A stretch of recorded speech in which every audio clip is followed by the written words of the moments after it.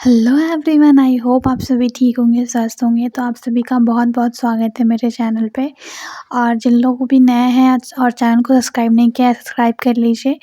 और आप लोगों को पता ही है कि हम रिवीजन सीरीज चला रहे हैं 4.0 के लिए, और जहाँ पे हम पॉलिटी पढ़ रहे हैं।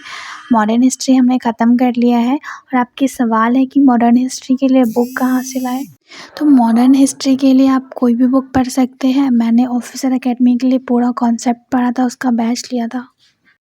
उसके बाद आप सबकी कॉन्सेप्ट एक ही रहता है, तो आप कोई भी कॉन्सेप्ट वाली बुक ले सकते हो अच्छे से मॉडर्न हिस्ट्री की।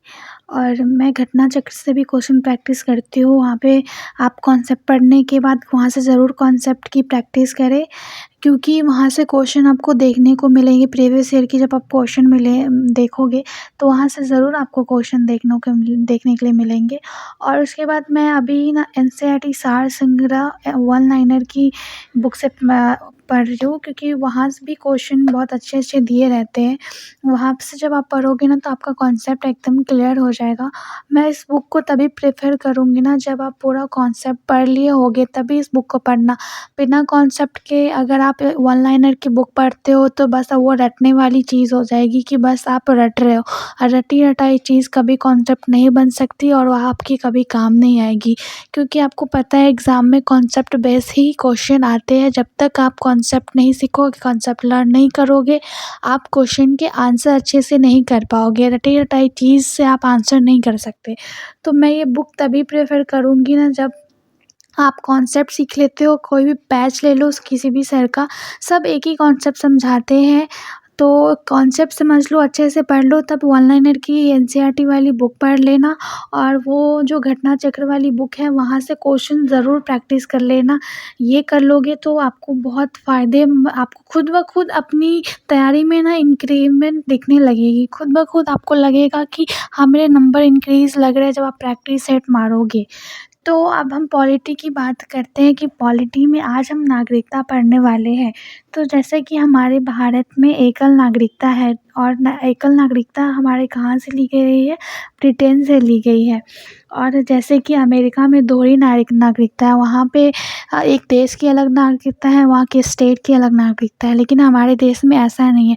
हमारे देश में स्टेट और कंट्री दोनों की एक ही नागरिकता है।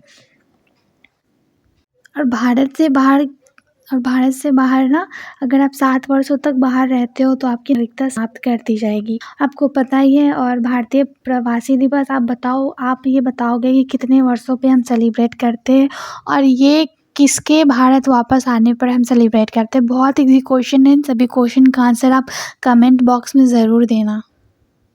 फिर हम मौलिक अधिकार के बारे में पढ़े, जो भाग 3 और अनुच्छेद 12 से 35 तक दिया गया है। मौलिक अधिकार की बात करें तो समानता का अधिकार अनुच्छेद 14 से 18, स्वतंत्रता का अधिकार अनुच्छेद 19 से 22, शोषण के विरुद्ध का अधिकार 23 से 24, धर्म की स्वतंत्रता का अधिकार 25 से 28, संस्कृति और शिक्षा संबंधी अधिकार 29-30, और संवैधानिक उपचारों का अधिकार 32। और आपको पता है संवैधानिक उपचारों का अधिकार जो अनुच्छेद 32 है, इसे भीमराव अम्बेडकर ने संविधान की आत्मा भी कहा है। और मूल अधिकार के जितने भी आर्टिकल हैं, आप ज़रूर अच्छे से पढ़ लो, क्योंकि जितने भी आप प्रीवियस ईयर क्वेश्चन देखोगे, आप अस्पृश्यता का अनुच्छेद पूछा गया है। तो ये सब अच्छे से पढ़ लीजिएगा, क्योंकि अनुच्छेद जो इम्पोर्टेंट है आप देख लीजिएगा, क्योंकि अनुच्छेद से क्वेश्चन आते ही आते हैं। और एक बात और, आप लोग मुझसे पूछते हो कि मैं किस चीज़ के लिए तैयारी करती हूँ, तो मैं बीपीएससी टीचिंग में पीआरटी के लिए तैयारी करती हूँ। तो पीआरटी के लिए जो चीज़ें टिप्स एंड ट्रिक्स मैं यूज़ करती हूँ, वो मैं आप लोग के साथ शेयर करती हूँ।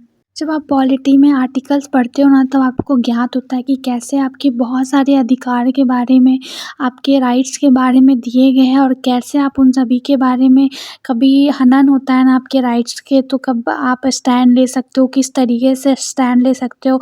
तो जब भी आपके मूल अधिकार, मौलिक अधिकार का हनन होता है, तो आप सीधे सुप्रीम कोर्ट में जाके अपील कर सकते हो। तो हमारे पास टोटल 6 मौलिक अधिकार है, और एक अधिकार है संपत्ति का अधिकार, जो हटाया गया था 44वें संशोधन में, तो जो कि 1978 में हुआ था। और उसके बाद हमारे पास 6 मौलिक अधिकार बचे हैं।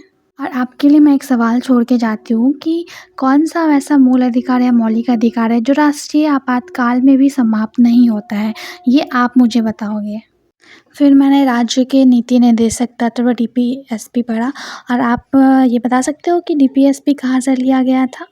और उसके बाद डीपीएसपी में बहुत सारी चीज़ें दी गई है, जैसे पुरुष स्त्री के समान वेतन के बारे में बात किया गया है। जैसे कुछ दशाओं में स्त्रियों को छूट मिलता है, शिक्षा, लोक सहायता पाने का अधिकार बताया गया है। उसके बाद पुरुष स्त्रियों के समान रूप से जीविका प्राप्त, साधन प्राप्त का अधिकार है। बहुत सारी ग्राम पंचायतों का गठन है, कार्यपालिका, न्यायपालिका का पृथन है। और राज्य के नीति निदेशक सिद्धांत का ऐसा चेक है जो बैंक के सुविधा अनुसार अदा किया जाता है। ये कथन केटी शाह का है। तो बहुत सारी ऐसी चीज़ें दी गई है। उसके बाद हम मूल कर्तव्य के बारे में बात करते हैं, तो नागरिकों के लिए 11 मौलिक कर्तव्य भी हैं। तो ये ऐसा नहीं है कि हमें अगर अधिकार भी है तो हमारा कुछ कर्तव्य भी तो होना चाहिए हमारे देश के लिए। तो हमारा कुछ कर्तव्य भी है जिसके बारे में मैं कल बताऊँगी। और ये पॉलिटी पढ़ लिया था मैंने, उसके बाद मैं क्वेश्चन प्रैक्टिस करने लगी थी। तो मॉडर्न हिस्ट्री का मैंने क्वेश्चन प्रैक्टिस पूरा कर लिया है, जो कि बीपीएससी का जो पूर्वावलोकन घटना चक्र है उससे मैं करती हूँ। उसके बाद मैं पॉलिटी का भी करने बैठ गई थी। तो जब आप कॉन्सेप्ट पढ़ लेते हो ना, उसके बाद वन लाइनर भी पढ़ लेते हो, तो सब कुछ क्लियर हो जाता है। उसके बाद वो घटना चक्र वाली भी क्वेश्चन प्रैक्टिस कर लेती हूँ मैं, तो मेरा एकदम सब कुछ सामने क्लियर हो जाता है कि अच्छा ये सारी चीज़ें हो जाती है।